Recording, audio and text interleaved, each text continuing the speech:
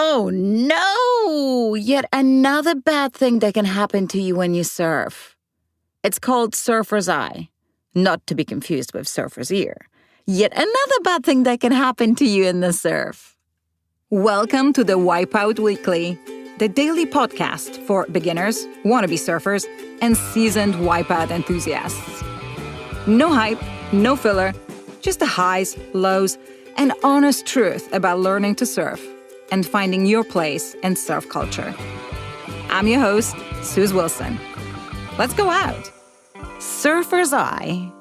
It's this totally uncute, sometimes itchy, occasionally freaky growth that can develop on your eyeball from too much sun, wind, and saltwater exposure. Fun. The medical name is pterygium. You know, like with the silent P.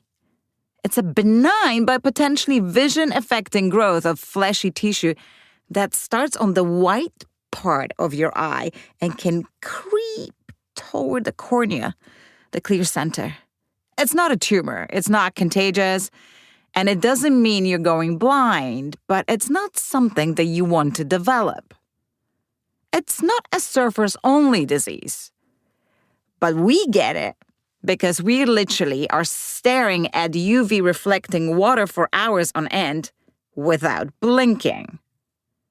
Add wind, salt, sand, and dry air into the mix, and you've got a perfect storm for the eye to go into protective overdrive. Think of pterygium as your eye growing a little hood for protection. Gross? Sure. But biologically, it does make sense. It's most common in tropical and subtropical climates. Think California, Australia, Indo, Hawaii. And it tends to affect people who spend a ton of time outdoors without adequate eye protection. So what does it look like? Well, it ain't pretty. A visible, slightly raised, fleshy growth on the white of the eye, usually closer to the nose, plus dryness, redness, and irritation. Some surfers report it as a constant burning or stinging feeling, especially after long sessions or windy days. In more advanced cases, you may experience blurry vision and distorted sight if the growth reaches the cornea. This is freaking horrible.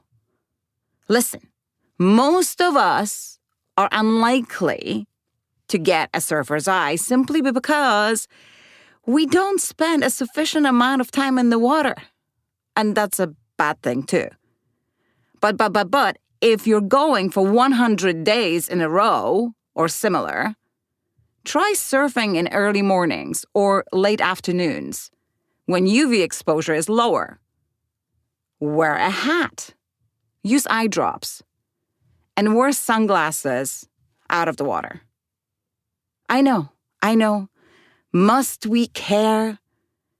Not if you're a fan of eye surgery, then no, you don't have to care.